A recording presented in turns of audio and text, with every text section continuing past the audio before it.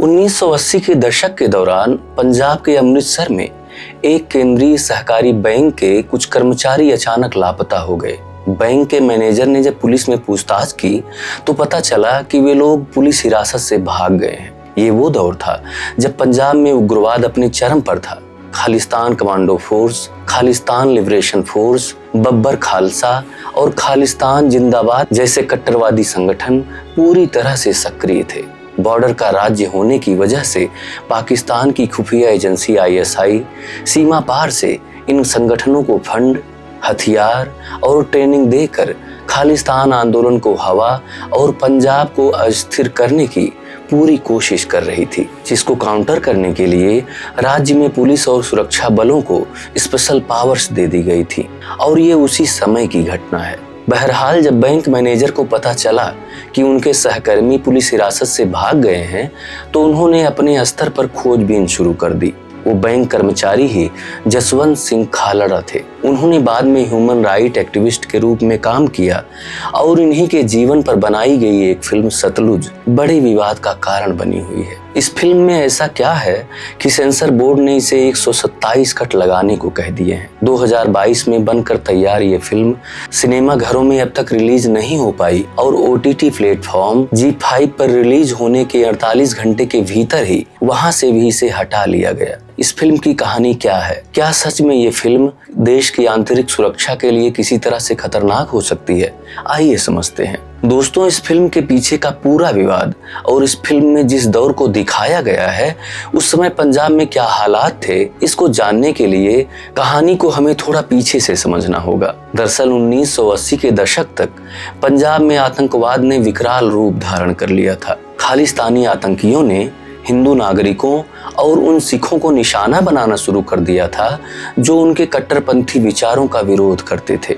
अप्रैल 1980 में निरंकारी प्रमुख गुरबचन सिंह की हत्या की गई। सितंबर 1981 में पंजाब केसरी के संस्थापक लाला जगत नारायण को मार दिया गया। अप्रैल 1983 में पंजाब पुलिस के DIG AS अटवाल की हत्या दिन दहाड़े स्वर्ण मंदिर की सीढ़ियों पर कर दी गई। और आतंक का आलम यह था कि पंजाब पुलिस के इतने बड़े ऑफिसर की लाश मंदिर के सीढ़ियों पर पड़ी रही, लेकिन किसी की हिम्मत नहीं हुई कि उसे छू सके। इतना ही नहीं, कपूरथला में बस रोककर 6 हिंदू यात्रियों की हत्या, लालरू में 38 और खुड्डा में 24 हिंदू यात्रियों की भीड़ से अलग करके हत्या कर दी गई। इस तरह बसों और ट्रेनों में पहचान पूछकर हिंदू यात्रियों की हत्याओं ने पूरे देश में सदमे की लहर दौड़ा दी।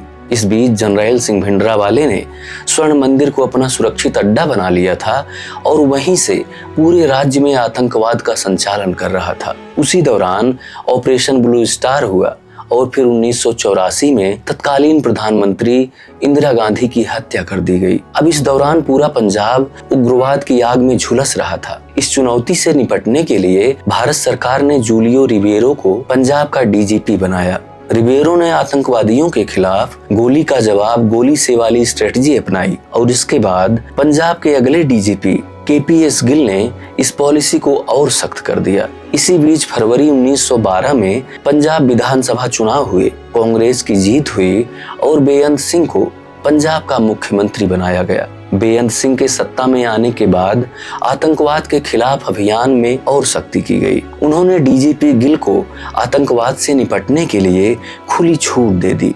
पंजाब से आतंकवाद के पूर्ण खात्मे के लिए पुलिस और अर्धसैनिक बलों को अत्यधिक शक्तियां दे दी गईं। सुरक्षा बलों ने जो ऑपरेशन चलाया उसमें बहुत से उग्रवादी और उनके समर्थक मारे गए। इसी में ये भी आरोप लगे कि उग्रवाद को कुचलने के लिए पुलिस ने असंवैधानिक तरीकों का इस्तेमाल किया। हजारों युवा सिख रातों रात लापता होने लगे। अब यहीं से कहानी शुरू होती है जसवंत सिंह खालड़ा की, जो फिल्म सतलुज की मेन स्टोरी है। मैंने आपको बताया था कि खालड़ा इस दौरान सहकारी बैंक में कार्यरत थे और अपने कुछ सहकर्मियों के लापता होने पर इस पूरे मामले की खोजबीन वो अपने स्तर पर करने लगे। लेकिन जल्दी ही उनके इस अभियान ने एक बड़ा रूप ले लिया। लापता लोगों की तलाश करते हुए उन्होंने अमृतसर, मजीठा और तरन तारण जिलों के बहुत सारे रिकॉर्ड्स खंगाले। 16 जनवरी 1995 को खालड़ा ने एक प्रेस नोट जारी किया जिसमें उन्होंने दावा किया कि पंजाब पुलिस ने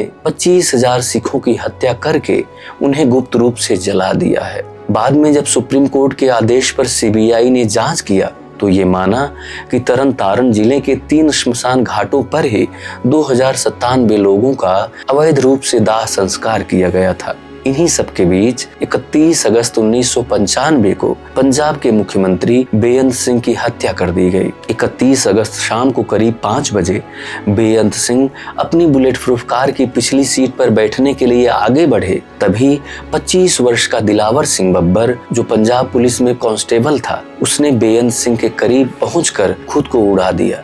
विस्फोट इतना भयानक था कि बुलेट प्रूफ कार पूरी तरह से जलकर राख हो गई। इस हमले में बेअंत सिंह, दिलावर सिंह और 16 दूसरे लोगों की मौके पर ही मौत हो गई। 15 अन्य लोग बुरी तरह घायल हो गए। अब इस घटना को फिल्म में जिस तरह से दिखाया गया है और जिस तरह के बैकग्राउंड म्यूजिक का यूज किया गया है, उस पर भी लोगों को आपत्ति है। बहरहाल 31 अगस्त को बेअंत सिंह की हत्या की गई और इसके ठीक 6 दिन बाद 6 सितंबर की सुबह जब जसवंत सिंह खालड़ा अपने घर के बाहर अपनी कार धो रहे थे, पुलिस ने उन्हें उठा लिया और जिसके बाद उनका कभी पता नहीं चला। ऐसा कहा जाता है कि उन्हें मारकर हरिके पुल के पास सतलुज नदी में फेंक दिया गया, लेकिन उनका शव आज तक बरामद नहीं किया जा सका। खालड़ा के लापता होने के बाद उनकी पत्नी परमजीत कौर ने न्याय के लिए लड़ाई शुरू की। 1996 में सुप्रीम कोर्ट ने मामले की जांच सीबीआई को सौंप दी। सीबीआई ने रिपोर्ट में खालड़ा के लगभग सभी दावों को सही ठहराया। सीबीआई ने माना